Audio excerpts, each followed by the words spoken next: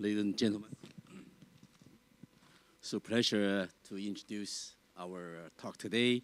And before we introduce our distinguished speaker, I'd like to say that Tech Talk is a series of forums and dialogues given by engineering researchers and health researchers with a diverse academic background of our participants, so that their insights on innovation-related topics can be introduced. So our today's speaker talking about a very important topic. I wish AI. I hope your answer is yes. So Professor Fung is a professor of practice at the Jockey Club School of Public Health, Primary Care at HKAE, and he has a long history in health management. And before his appointment at the CUHK, he worked at HKAE Hospital Authority Head Office, responsible for planning and development public hospital services. I think we have some of the best public hospitals in the world for over decades. And he particularly spearheaded development of HKAE clinical management system and electronic patient records. And he joined CUHK in 2014. And then he also worked as an executive director and founding chief executive officer of CUHK Medical Care. And I think he will not retire, continue to work. Anyway, you have a lot of positions. I'm pleased to hear that he was the hospital chief executive of Prince Wales Hospital from 2003 and 2013. This means when we did our measurement in 2003, you were there. Professor Fung, your turn.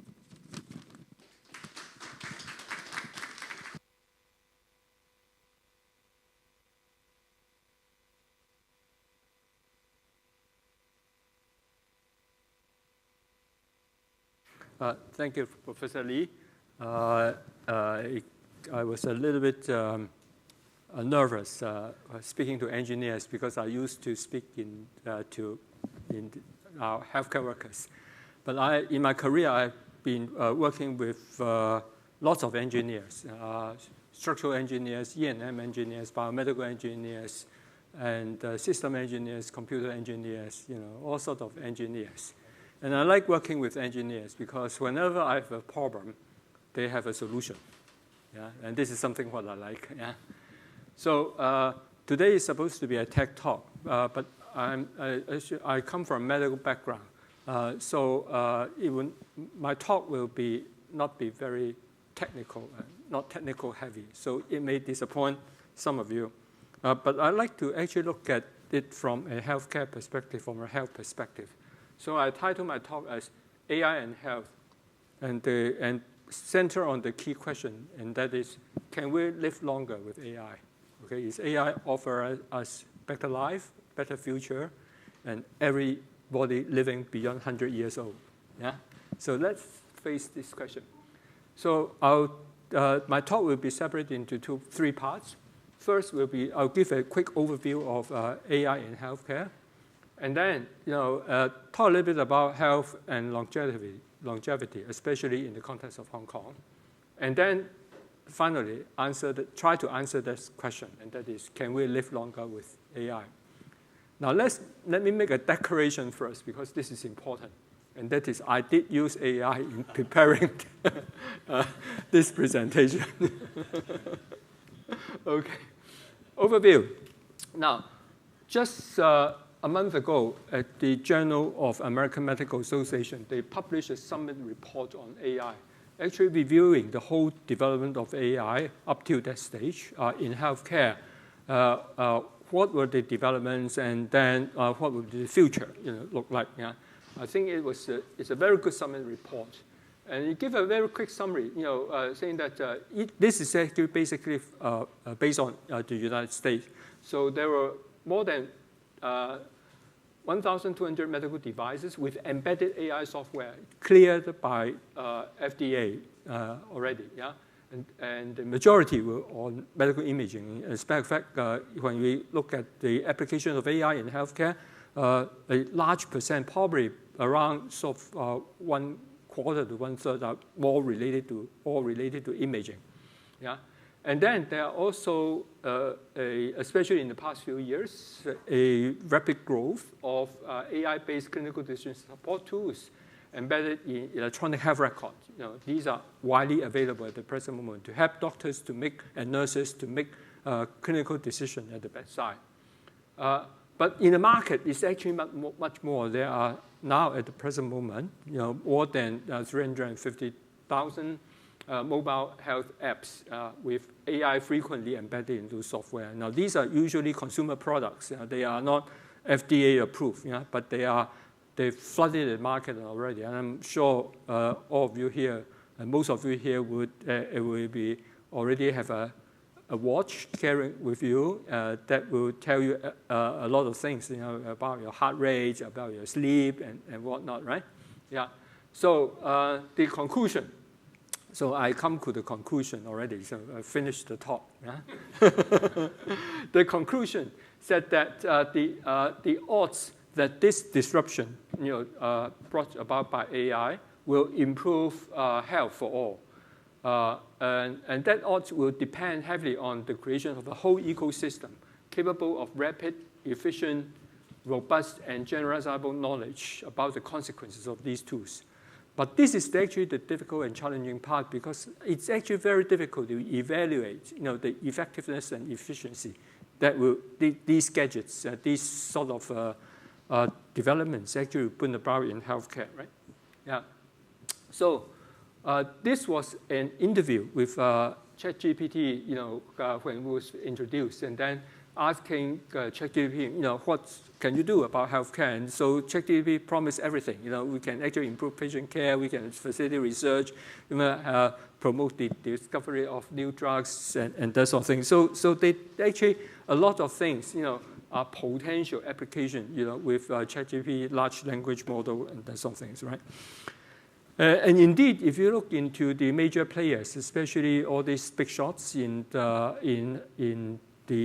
IT industry, they also venture into the healthcare area, trying to explore, what can be done, to influence humanity, right? Including Google. They are tackling a lot of specific, focusing on diseases, and then trying to sort of get all the knowledge from the big database they had, and then be able to sort of provide this information or knowledge, for the sort of general public. Yeah. And then Apple is, of course, going into these areas as well, and with all the new developments that are embedded in your devices, the watch, your mobile phone, and that sort of thing, right? So it's also moving. In fact, Apple actually has a vision, of how it could actually advance health, especially promoting health within the general public, to the extent that the CEO Cook once said, if you zoom into the future and you look back and you ask a question, what was Apple's greatest contribution to mankind? It was all about health. That's what he said. Yeah. So it's not about all this how many Apple Watch they sold, how many, and that sort of thing. It's actually the vision is how to make Apple, be able to support the health journeys of individuals, and then to be able to bring about better health. This is what they want to do as well. Now, in the actual application, use, in the healthcare setting, and there are, as I mentioned earlier on, a lot of EHR, electronic health record-based applications.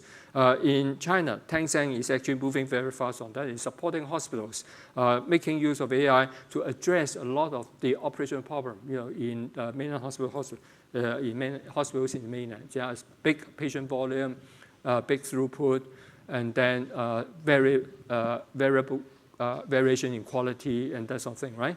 So in the past few years, I've been visiting many hospitals in mainland, particularly those around the Greater Bay Areas. They have all started to use AI in various different sort of fields. For example, this triage chatbot is actually now you can see in many of the so-called tier 3 sort of major hospitals, to help to divert patients, to the right specialties, to help them to sort of screen patients. So when patients attend it, because they don't have good primary care. So most patients, when they have a problem, they go to a hospital and then to try to find out which doctor they will see, which specialty they will see. This is actually what's developing at the present moment. So this is, again, going back to the JAMA article. They actually produced a very good summary and categorized the AI tools in healthcare. So basically, they can categorize it into like 3 main categories, plus some hybrid ones. Clinical tools is actually advancing most rapidly, with especially AI software embedded in devices. AI software in diagnosis, especially for imaging, and then AI analytics on electronic health records. Now, for this, even locally in the hospital authority, we have also developed our own capability of developing all that. For example, HKAE has developed its own AI sort of tool to help clinicians to diagnose nodules on chest X-rays. Yeah, and we also have developing. We have AI tools to help the initial early diagnosis of stroke that will allow us early intervention. There are also tools to collect data from the electronic patient record and give early alert to the nurses on deterioration of the critical ill patients. So these are actually in operation at the present moment in hospital authority locally within our own hospital, right? Some of this software actually developed itself. Some they actually collaborate with local partners, especially in either in Hong Kong or from overseas, that actually provide them the opportunity to actually greatly improve the quality of care and healthcare efficiencies, and then especially in accuracy, as well. Yeah. So clinical tools is very important. Some of the local clinical tools are also sort of advancing to the stage of they've already got FDA approval to go into the market and turn into so-called a medical grade type of devices. And once being sort of certified, as medical grade, that give the doctors and nurses confidence of using that, because if this actually remains as a consumer product, it's very difficult to get integrated into the system. Yeah, healthcare operations as well, and including like disease coding and documentation. You probably also have heard from the news that HKAE has started on developing a software application, AI, as the doctor assistant to help to generate medical record. Especially in HKAE, there's a lot of chronic patients where even the medical record is not fully digitized. It's virtually paperless, but still, there's a hope. The deck of information is actually a lot, and therefore, whenever the doctor is required to write a medical record, either at the request of the patient or at the request of the insurer and all that, is usually, or even in the at the request of the courts, it becomes a big problem.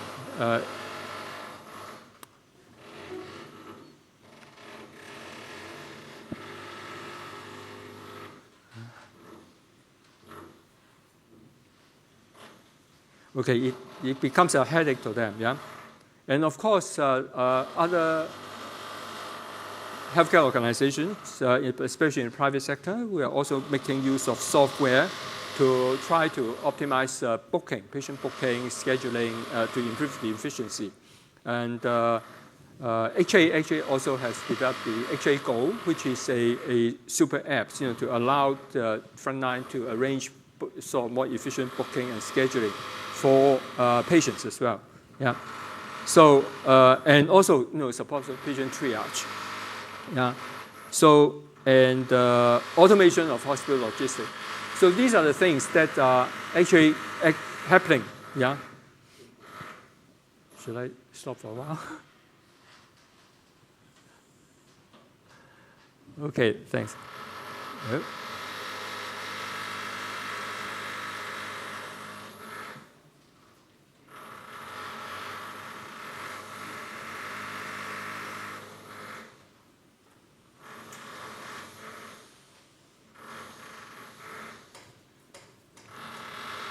they have to do the work. No. It's okay. Okay, let me continue. The last bit is actually the consumer product. And as I shown before, there are so many sort of consumer products at the present moment. And it's virtually flooded the market, including wearables, mobile phone applications, chatbots. Chatbots are particularly in supporting mental health patients, right? And then sensors, different types of sensors. To monitor mobility, in aged care, to actually monitor patient flows and all that. Yeah, and most of these consumer products, so many products, basically, most of these actually they've not got the kind of the FDA approval, validation, and so there is actually usually some doubts in relation, and the quality and all that is highly variable, even for example, the various brands of smartwatch that you wear, and they measure different things, but some even nowadays can measure blood pressure, or claim to measure blood glucose level and all that, but they are not validated. You don't know what's the accuracy, of their measurement. So these are the problems. A quick overview of AI tools so far happening, in the healthcare setting. Now, then there's also another question, and that is disease surveillance. Because we were just recovering for COVID. I'll cover this point later on. I specifically looked into this because I thought it's important, and this graph was extracted from a article from the New England Journal of Medicine recently that actually gave a review on how AI has been happening in infectious disease surveillance and infectious disease control. That covers various steps in the infectious disease control process, from early warning, which is very important, to identifying the pathogen, to risk assessment, and then up to patient tracking, and then to control and all that. And there are actually, even during the COVID days, there are different sort of software and systems, already developed. For example, Blue Dot in Canada proved to be very useful to help them to give early warning sign, on the spread of COVID. Yeah, and then GLIM, which is an international platform for infectious disease surveillance, and US Health Map, and Meta Biota and all that. Yeah, Meta Biota is actually sort of reading the social media, and then you're making use of the social media to actually provide early signal for early warning, for the location of the infectious disease and all that. So these are in a snapshot on what's happening in AI at the present moment. So a lot of development, a lot of progress, a lot of actual use cases, and that is entering into the healthcare field. Then we go to the next part, which is in relation to health and longevity. Before we know whether AI and how AI could help us to improve life, we have to understand a little bit about sort of life and longevity as well. So this part is totally public health, non-technical. Yeah. Now, as you know, Hong Kong is one of the sort of areas it has the longest life expectancy in the world. Yeah? Sometimes we are the first, sometimes we are the second. Yeah? And in this graph, which is the most recent graph, we will list it as the third. Yeah? But in any case, we are actually one of the areas with the longest life expectancy. And on the graph on the right-hand side, you see the 2024 provisional figure. This is the latest figure published by the Department of Health. Female is 88 years, and then male is 83 years. So I usually told my medical students studying in the medicine at the present moment that when they ask me which specialty they should go into, and I usually ask them, now if you live 100 years life, you have 100 years old, especially for the ladies, 100 years old, how would you plan your career? Do you plan it just for a specialty, or you would have to think your life as to different stages, and then plan accordingly, right? And then, but notice the dip, which is at the your far right-hand side of the curve. Now, that dip is obviously due to COVID. Yeah? We'll go back to this dip later on, right? So you can see that there's actually the COVID effect actually caused a drop in the life expectancy, for Hong Kong, for us as a whole. After COVID, it returned to normal, so-called. Yeah. Now, at our School of Public Health, we have a professor who is actually very interested to look at how health is could equitably be distributed in the community.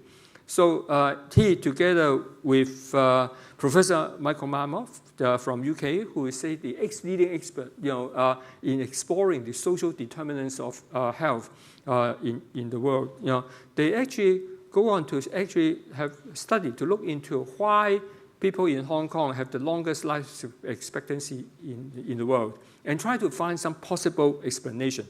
And they have the discussion recently at the this is the U.S. National Academy of Medicine. They provide commentary on that. Yeah, why Hong Kong people live so long? Yeah, there are a lot of possible explanations. Yeah, first of all, is of course the success in our economic development, and we are a rich economy, right? And then there is actually a collective efforts of a lot of favorable social conditions, like Chinese diet, which is actually considered to be usually more healthy than the Western diet. And then easily accessible natural environment. We are very fortunate that nearly around 40% of the areas in Hong Kong are really sort of natural parks. Yeah, easily accessible services in public built environment. Public transport is important, and I'm usually, when I'm in Central, I'm amazed by that flyover, the bridge between and Central and Sheung Wan, and the people walking, for those people walking on those flyovers and bridges, I'm sure they could actually achieve 10,000 steps per day. Yeah, so this is actually how the physical condition could shape people's health. And of course, public healthcare system is usually sort of being regarded as the pillar of what underpins the longevity in Hong Kong. And then there's another theory, and that is, hang on, let's be careful. This may be just a cohort effect of a more resilient older generation. The older generation actually, like the generation of my parents, they went through very tough time. Especially during the Japanese invasion and all that. So the fact that they survive and then thrive, that means they are really tough, yeah, and resilient, yeah. And there's a question asked: will our future generation be the same? Yeah, and will your generation be the same as the generation of my parents? Would you be as resilient as well? So these are all possible explanations. Yeah.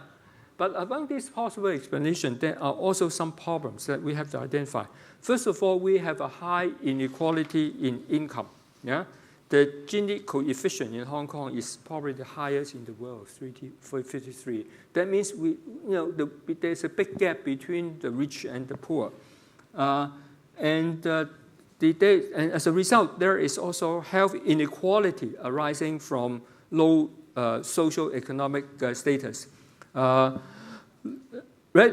terms of, we have a very reliable public health care system, but the spending on public health care, is actually very low, in terms of the percentage contribution from GDP. So, for example, public health care expenditure only spends around 4%, of the GDP, and then, the hospital authority has to take care of 90% of the secondary and tertiary care patients, right? So relatively low spending, and yet taking care of the huge demand. It also means that there are problems in relation to there certainly will be problems in relation to different aspects of quality that we have to be mindful. Yeah, and then the primary care is also a problem. Primary care is largely in the hand of private doctors, local GPs, and which run on their own, and they don't integrate with the hospital services with secondary care and all that, yeah? And they are not geared towards providing care for chronically ill patients, you know. And we know with age, as we age, the more of us will have chronic diseases like hypertension and diabetes and all that, adding everything together, yeah. So, but yet, you know, Hong Kong, you know, also, you know, our lifestyle is a problem, you know. You may not know that in terms of a per capita meat consumption, we are one of the highest in the world. Yeah, I don't know why. You know, we consume so much meat in Hong Kong. Yeah, and so also, you know, we are not very active. I don't know how active you are, but I'll show you later on. Many of us are not very active. We prefer sitting rather than exercising. Right now. This is very important, you know, because in the public health perspective, you know, when people ask what causes longevity, what influences health and well-being, most of the time in Hong Kong, we say, oh, that's because we have a wonderful public health care system. But if you look at international studies, healthcare only contribute probably around 10 and almost 20% to as a major cause factors that influence health and behavior and well-being. Social and economic factors is actually much bigger sort of a cause, have a much sort of a bigger effect. They're fundamental, especially, you know, factors that causes inequity in the society. Health behaviors, you know, is another major contributor. You know, if you go to United States or even Australia and UK, at the present moment, you've got to see a lot of obese people. Obese, you know, and I once attended the conference in Australia. That was about some years ago, 10 years ago, and then I was sitting in the room. I was looking at all the obese, fat Australians, and some of them actually, when they sit there, the tummy actually drop onto the chair, and then when they get up on the chair, they have to use their hand to lift their tummy. Yeah, so obesity, big problem, but you know, these are all due to health behavior, right? So these are much more important contribution, you know, to longevity, to health, well-being, and longevity, you know, and all that, yeah. And so when we look at health behaviors, we look at it from three perspectives: how do we live our life? How do we eat? And I call how do we play? You know how. And first thing first, in terms of physical activity, this is actually the how it would actually, the relationship, you know, of physical activities in relation to different types of diseases. And it's actually, there's evidence, you know, evidence proof that physical activity is the best medicine. It's the best medicine, you know, for all sorts of diseases, not only cardiovascular diseases, but also prevention of cancer. Yeah, a lot of the cancer conditions, some of the cancer conditions are also associated with the lack of physical activities as well. So it's important, you know, to protect health, first thing, yeah? And therefore, WHO, and this the graph on the right-hand side is extracted from the American Heart Association, but it's actually the WHO recommendations as well, that we should actually try to do some sort of at least medium level of activities, at least for 30 minutes, you know, sort of every few days, and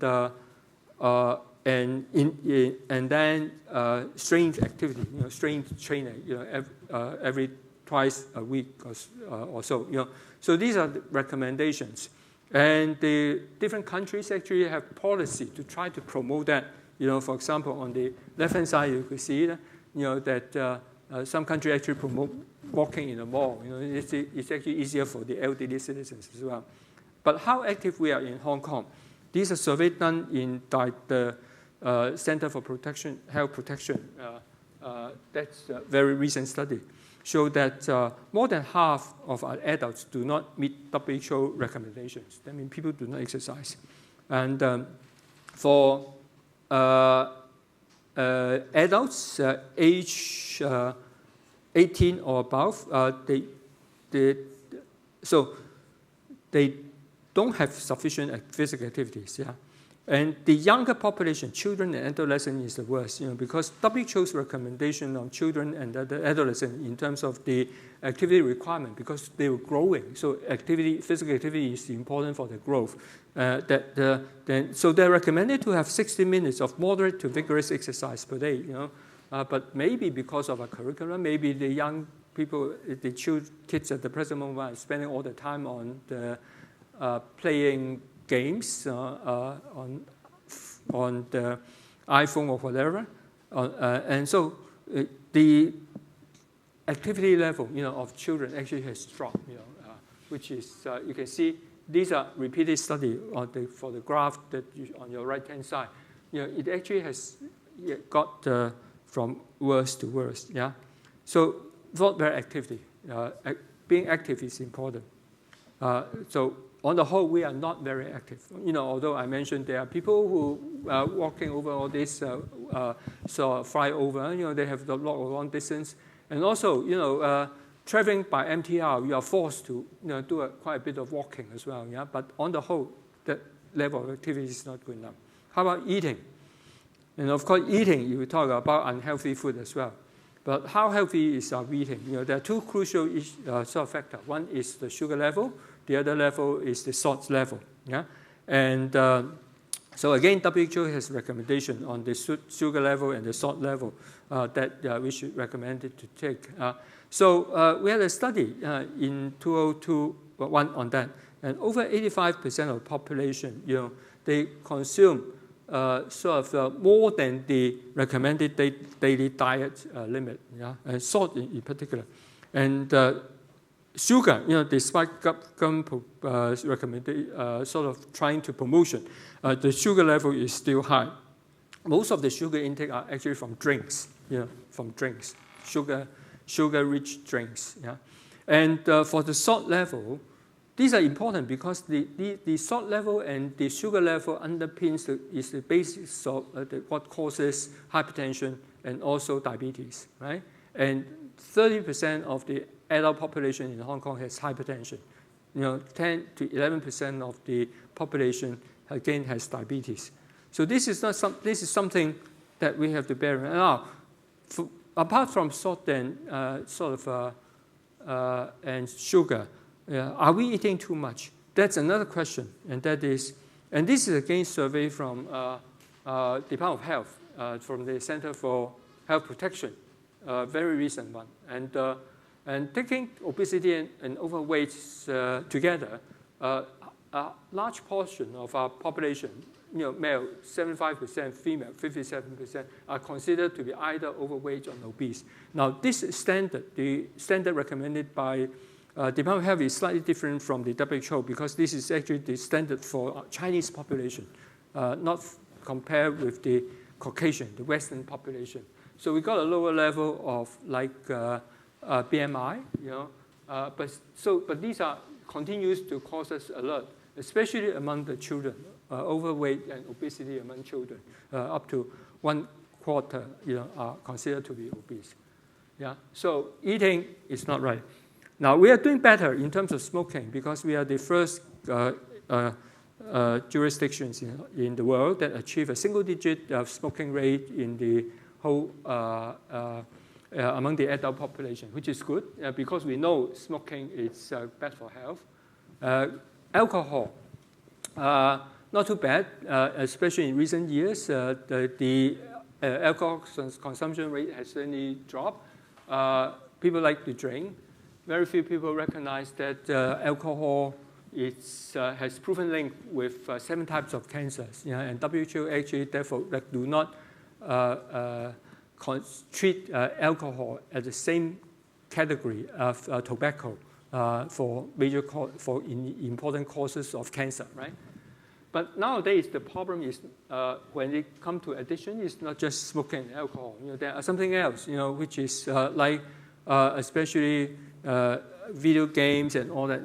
These are actually not only consumer time, but it's also considered to be a cause of mental health problem as well. And that's why in past 2 weeks, I noticed we could read from the news that Australia and even Singapore, they're trying to ban the students from carrying their cell phone into the classrooms.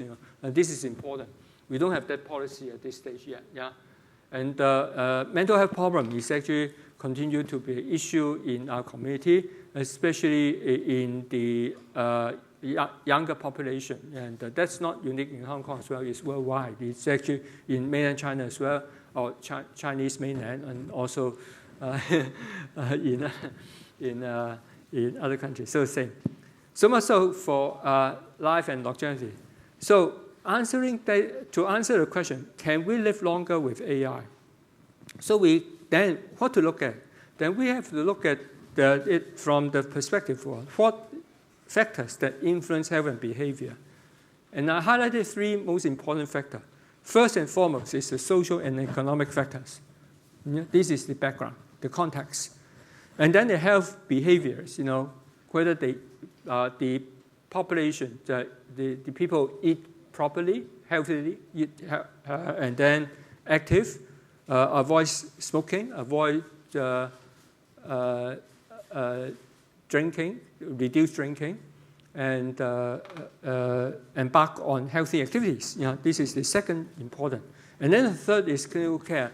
Now, theoretically, although apparently, because clinical care, the reason why clinical care, the contribution to health and well-being is so, seems to be so little, and yet we are spending a lot of money on healthcare, and that is from evidence. We show that most of the healthcare spending is actually spent in the last 6 months of a person's life.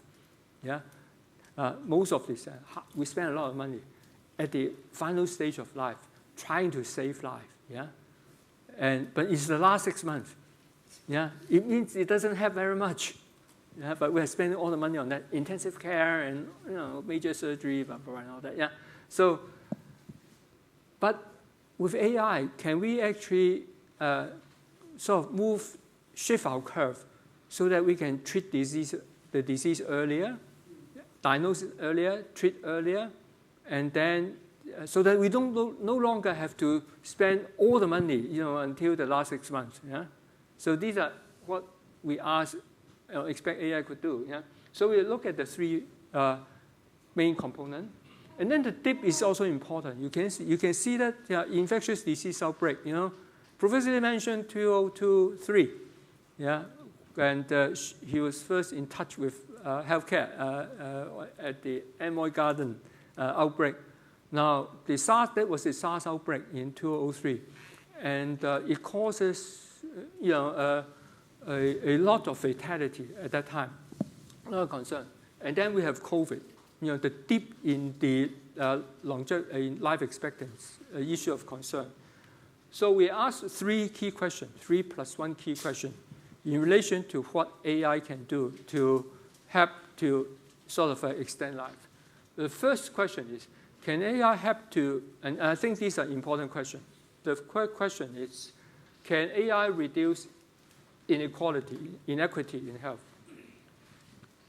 The second question is, can AI help to individuals to improve the control of chronic illnesses? Because nowadays the majority of the disease burden is actually from chronic illnesses. Yeah, from all these, the cumulative effect of hypertension, diabetes, and a lot of other chronic illnesses. The chronic illnesses caused by aging, like Parkinsonism, or even dementia, and neurodegenerative diseases. These are chronic conditions. Can we prevent, the chronic disease illnesses to the extent that, or even if, unfortunately we have it, and then we'll be able to control it better. And then the third is, can we actually have to promote really healthy behaviors? Encourage individuals to really, eat better, exercise better, and avoid of harmful substances and all that. Yeah. So these are the 3 key questions, very fundamental.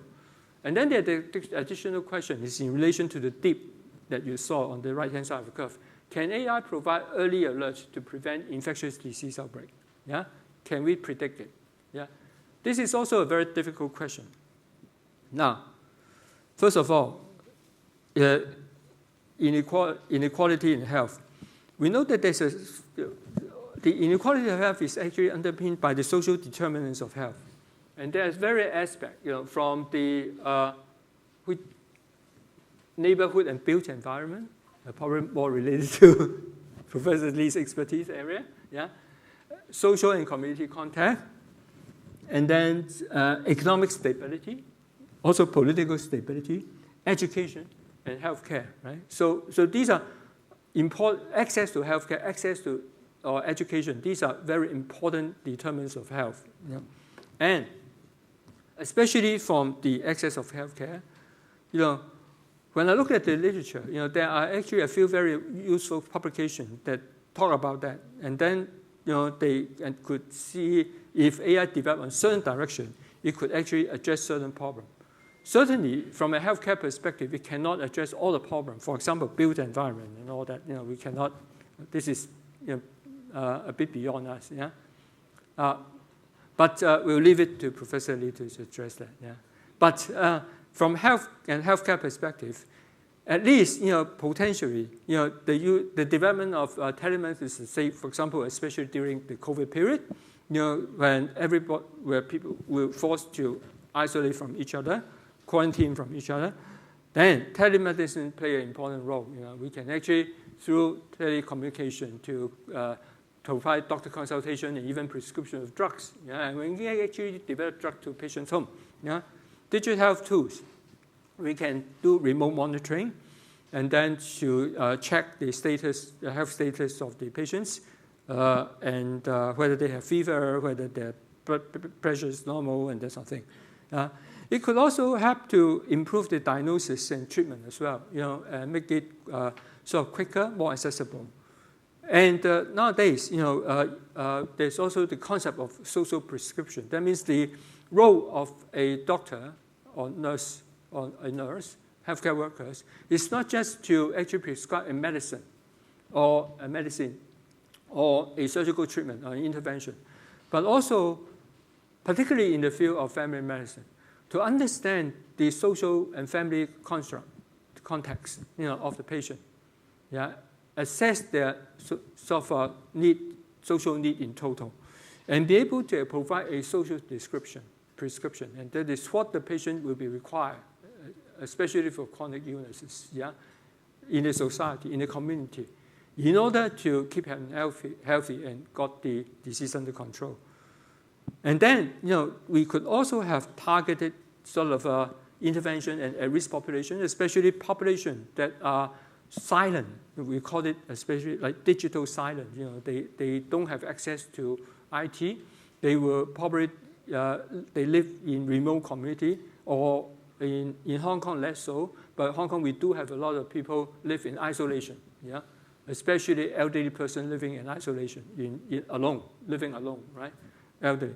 So theoretically, AI could help to address all this, but that's the theoretical. In public health, healthcare policy, we also have two laws, which is important. One is called the inverse care law, and that probably is applicable more to low and middle income countries, which is the availability of good medical care varies inversely, with the need for it.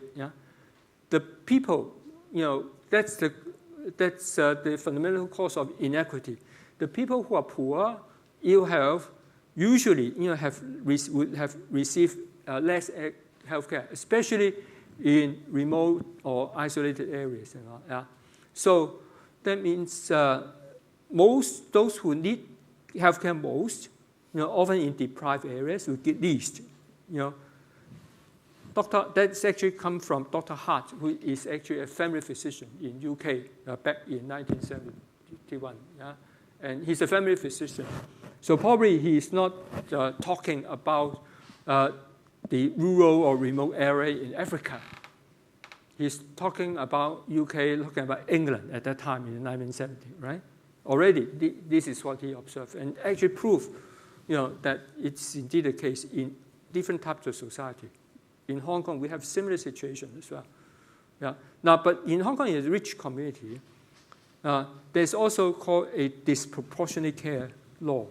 And this is said that in this country, poor people, social disadvantaged people, receive more healthcare usually. We put in all the resources. Just say Hong Kong government, whenever they say, the patient on CSSA, Social Security, elderly persons above 75 years old, I'm approaching that. These are sort of disadvantaged people, and so they need more healthcare. We want to provide that. And so we set up all sorts of safety net. We have 2 safety net. We have the Hospital Authority as the first safety net, and then we have the Samaritan Fund, we have the Community Fund serving as the second safety net to offer them the best health care. But usually, although despite more resources is put in, but the quality of care they receive is usually worse and insufficient to meet the need. And this is evident by the long waiting time, long waiting list in our public hospitals. And for people who can afford, when rich, you can actually go to the private sector. You don't want to wait 6 months or 9 months for a CT scan. You go to the private. And nowadays, of course, we have more choice. We can go north of the boundary to get a CT scan, which is much cheaper. But before that, for those who can afford, they can go to the private, get a CT, get an MRI, get a treatment, and then without waiting for 6, 9 months, or even 2 to 3 years. But they poor, they cannot afford, and they have to go through various stages of waiting. Every step in the healthcare process is require waiting. So although more care is provided to them, but the care that's provided is actually of inadequate quality. This is what we call the disproportionate care law. Can AI revert that? That's a problem. Now, from this part, I'm most pessimistic in terms of what AI can do, because most of this is not a result of technology. Most of this is as a result of politics, prejudice, discriminations. And these are the things I'm not sure AI will be able to sort of revert. Financial barriers. We try, as I said, in Hong Kong, we do have these safety nets to try to actually do away with, remove financial barrier for the most disadvantaged people. Still, from our previous survey, there are still people who are at the margin. They fear that even they're on CSSA, they worry about how much money they have to spend on healthcare and all that. They would not see a doctor when they get sick. There were probably around 8% of the population who were in that situation from our study probably around 10 years ago. Right? So fragmented healthcare system, especially primary care system, like us, fragmented from specialist care, dissociated from secondary care. And if you don't get a primary care system functioning, you don't get a good access point, for the patients, and you'll never be able to address the inequity issue, because specialist care usually actually you need referral, and then there are a lot of specialists available in the private market, and they are more kind of pro-rich rather than support the poor. And of course, there are issues in relation to digital divide, access, availability and accessibility of technology to the underprivileged and all that. And in a larger scale, international scale, there's also demographic and geographical differences, that causes the inequity. So, and particularly in big countries, in like Chinese mainland, but Hong Kong we're small, so less so. But still, we do have like ethnic minorities and those people which are also concerned. So, can AI address that? So, although the literature said it can, but I really have big doubts, on that. So, this part probably is difficult. Second question: can AI help individuals improve on the control of their chronic illnesses? This I'm more optimistic now. On the right-hand side, of this slide is a publication from HSLink, which is an internal publication of HKAE, and this article was published in 2021. So a few years ago, we're already, HKAE is already starting to introduce AI to help manage chronic diseases. Nowadays, if you actually download your HKAE Go, which is the HKAE apps for all the citizens in Hong Kong, everyone is entitled to download HKAE Go. They allow patients to upload their blood pressure measurement, their all these chronic disease condition measurements up to the up to the application, the apps. And then through the HKAE Go, the HKAE will, through the uploaded information, HKAE will be able to monitor their sort of blood pressure status and all that. I talked to some of the nurses in the clinic and they say, how is that happening to them? And they said, certainly it's happening because they give us real-time, so really good monitoring of the patient situation. In the old days, they had a patient carrying a piece of paper back to the clinic for attendance, and many patients forgot, to bring back the paper and forgot to do the recording. And then, even if they have a whole sheet of paper putting all the numbers and all that, it is very difficult to read and then to scan and then to identify the variabilities, from that. Yeah. But now with that and with the AI backup, we could identify blood pressure, not only whether patient actually the blood pressure is stable or not, but even for like normal people like us, we have blood pressure variability. They could identify the extent of blood pressure variability, and then they'll be able to see what sort of treatment, how best to control the sort of the chronic diseases. So this is happening. This is available. Yeah. So in that case, the AI is a tool for risk prediction, early detection, enhancing patient engagement, just like, as I said, encouraging them to sort of making use of the apps to actually help them to monitor their own situation, and then to develop personal insights, on their situation. And then with nowadays, there's also with improved diagnostic, like I was reading an article on continuous glucose monitoring, and which is used to be sort of given to mostly to patients with what we call the type 1 diabetes. These are patients born with diabetes and genetically, and then their blood sugar level is more difficult to control. Usually they are insulin dependent, and their insulin level, their blood sugar level actually fluctuate. Yeah. So in the old days, it's when doctor prescribe an insulin doses to the patient, they usually according to the fixed schedule. But the fixed schedule actually usually does not meet with the sort of sugar fluctuation of the patient arising from their daily activities.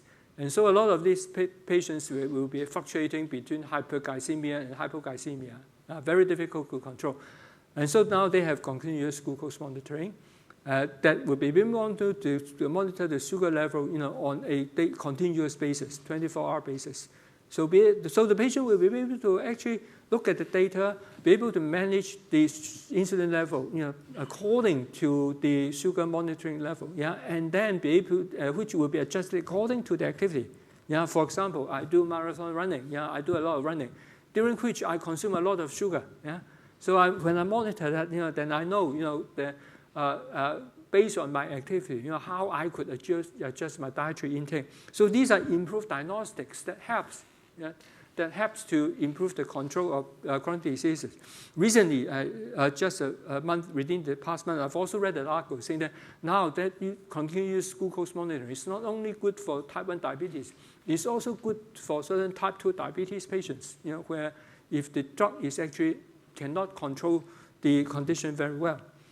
So it provides the opportunity for what we call a precision therapeutics, individualized, based on individual activities, your activity level, your energy level, maybe even your genetics, and all that, enable self-management. So this actually, I have a lot more sort of pessimistic, optimistic, But of course, there are challenges. Some of these rely on a lot of sensor, and the sensor is a problem. As I mentioned, a lot of you have to go through a accreditation process in order to get the FDA approval, and or even in mainland our own FDA in the mainland. And Singapore actually has set up their own mechanism actually to provide accreditation for all these sort of technology. But you have to take time to do that. A lot of it actually requires a lot of resources, and a lot of the providers or the startup companies actually tend to. My feeling, I've actually also met a lot of these companies. Usually, they will under pressure that they had to go to the market as quickly as possible. And going to the market means consumer market is, of course, a much bigger market than turning into a medical grade. So most of them actually, try to cut a shortcut and then go to the consumer market, and very competitive. But it will never actually when it's not get to the medical grade level, you cannot actually get the trust and from the physician, from the doctors and nurses, and so its contribution to the control of chronic illness is actually doubtful, yeah. And then the most importantly, it's not just that, it's also AI is that it actually cannot replace chronic illnesses. Usually the control require a lot of personal touch, emotional support, because the disease, you have the illness all the time, and if you, for example, a diabetic patient need to actually control their diet and all that require a lot of support. It's not spiritual, emotional support, spiritual support. It's not just about physically taking the medications and all that. Yeah. User acceptance is a problem. Clinical adoption is mostly related to what extent the doctor trusts the thing, and also be able to integrate into its workflow. If it cannot be integrated into the workflow, it's also a problem, right? And how all this would align with the clinical guidelines, as I said, integrated with the healthcare system, and also in a multiple proper management of a chronic disease. Usually you require multiple discipline, not just the doctor, also like nurse, pharmacy, physiotherapist, and all that. These are, so you get multiple source of data, different providers, and how to integrate all this is also a problem, okay? And of course, all the other things related to AI, I'm sure you are more familiar, like the black box, the hallucination, all these I won't mention now. So there's still a lot of challenges in relation to that, but a lot of hope as well. And on this, actually, I'm more optimistic, as compared to the previous one. Then, can AI help with also consumable products? Can it really promote healthy behaviors? Now, this is also questionable. One of the biggest insurance companies in Hong Kong, they actually have actually started to encourage their subscribers to measure how many steps they walk, they exercise, and then healthy diet and all that. With that, then they get some sort of a bonus, including a reduction in the premium, the next year, for the insurance plan they purchase. Yeah. But would all this eventually help to ensure the promote the healthy behavior, enhance patient education, provide regular health monitoring, as I said, and then based on the data, provide some personal coaching to the patients, to this. I mean, they are not patients, to people, and modify their behavior. So these are all the things, and especially in the area of mental health, with chatbots and all that. Sometimes people have mental health problems. They may. We found it that sometimes they be more at ease talking to the chatbot, in certain situations, right? So this actually depends on, I think, eventually whether to what extent it could help to connect people, engage people, and empower people. And then the last question: can AI provide early alert? Now, this is actually very complicated. Despite the slide that I shown earlier on from New England Journal of Medicine, which apparently seems to be a step-by-step approach, but it's not step-by-step approach. And this is actually the graph, the Intelligent Infectious Disease Active Surveillance and Early Warning System in China. Yeah, very complicated. You see the component that is involved. The components involved, the data is actually multiple source now. And now the challenge is when you look at AI, you need data in order to allow the AI to analyze. So data is the foundation of AI, and of course, large data, large database and all that. The more data you have, but if you think carefully, data is what happened in the past, or even what happened now. What's happening now? Data is not what is in the future. Yeah. When we do planning, very often we do forecasts based on past data, and then we project. Yeah? We project, we could actually make use of very statistical model, to help us to project, assuming that the future will be the same as in the past. That's the assumption. And we could even incorporate statistical method that will, when there are new variables, that we see, then we actually put in the new variables and then to see the effect. Yeah. But if you think back on the infectious disease outbreak that occurred in the past, like 2003 back in SARS, it was totally new. I met a WHO expert at that time. When we had the 2003 outbreak, came to Hong Kong, and then we had a meeting, at the bureau. At that time, Professor Yuguo was the secretary. So I was with Professor Yu meeting this WHO expert, in his on infectious disease control, and I told him the story about Prince of Wales Hospital, and then asked him what it is, and his answer was, "I don't know what it is. I've never seen anything like that before." That was the answer, right? So after SARS, we learned our lessons. We set up our infection control facilities. We make sure that all the healthcare workers are very conversant with infection control measures and blah, blah, and all that. Yeah, we even built a new block in Prince of Wales Hospital in Princess Margaret Hospital called the Infectious Disease Block, right? And we set up the Center for Health and Protection, CHP, Center for Health Protection. So we thought we were well prepared. But then when COVID came, it seems everything is new. Yeah, COVID although it's the same coronavirus, it's still a coronavirus. But this coronavirus is totally different from the coronavirus 20 years ago.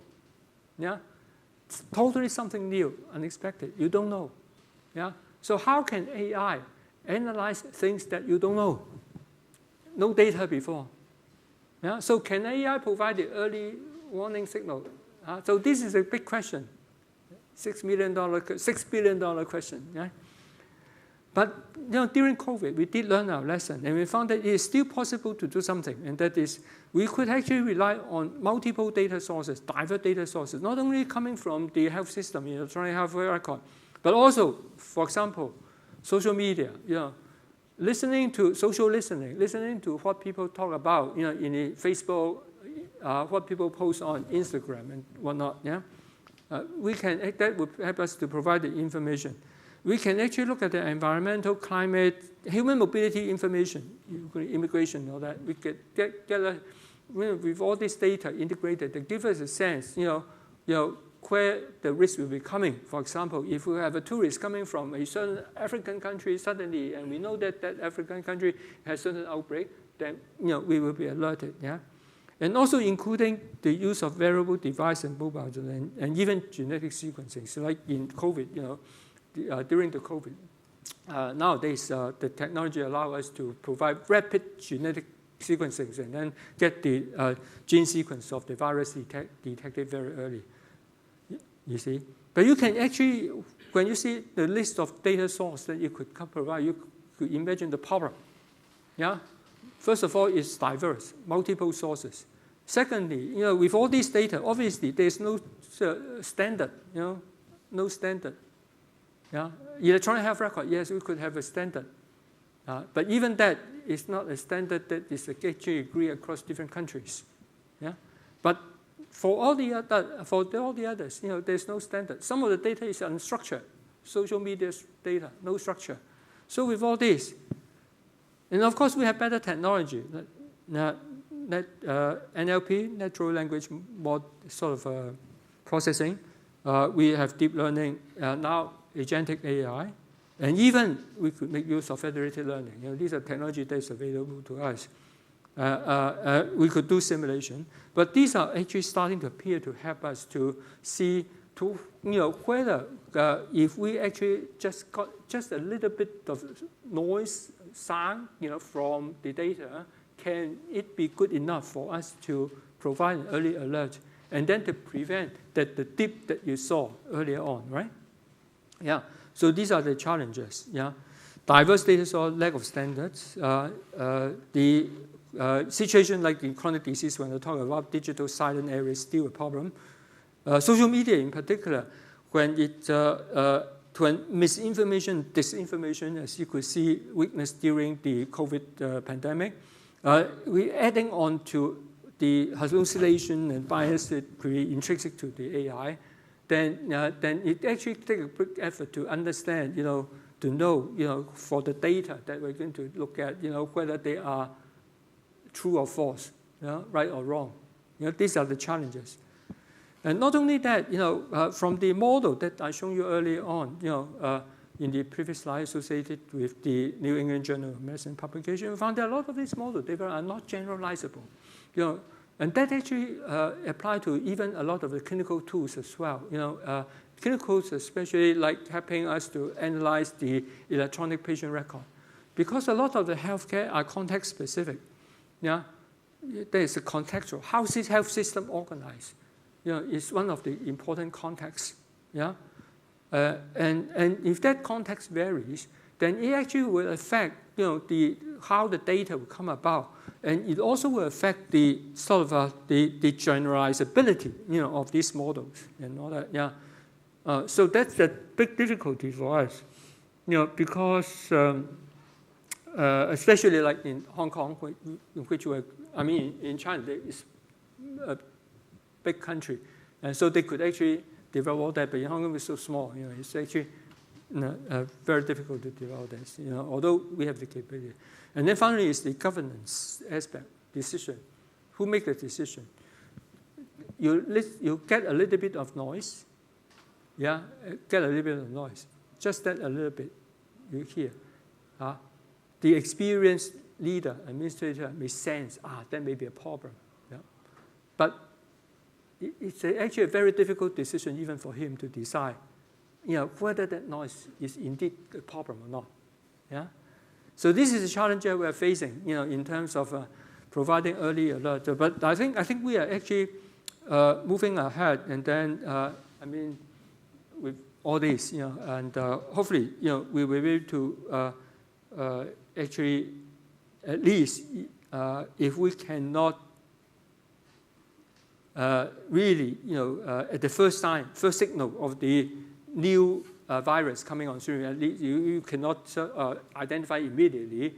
We won't actually identify too late. That's what we hope for, right? So can we live longer with AI? As you can see, the opportunity is there. Challenges are multiple. But I would think that deeper integration into with the healthcare system is important. That healthcare system provides a platform for all the players, policymakers, politicians, healthcare providers like doctors, nurses, patients, the community. This is a healthcare system. It's a platform. And with that platform, if it is better integrated, it provides better opportunity for us to promote really better health equity, empowering people, and also strengthening a partnership and the partnership with the citizens, with the patients, and so when I read the AI literature, usually it also talks about human AI interface, just like earlier on, when we talk about IT, we usually talk about human-machine interface, human graphic interface, and that sort of thing, right? So it's not about human AI interface. And so why should it be AI interface? It should be human-human interface. It is at the end of the day, what will make a difference will be the human-human interaction, human-human partnership, human-human working together. And AI could help us to actually strengthen that bridge. And we are only building the bridges all the time. And I'm sure that AI could help us to build better bridges. So thank you very much.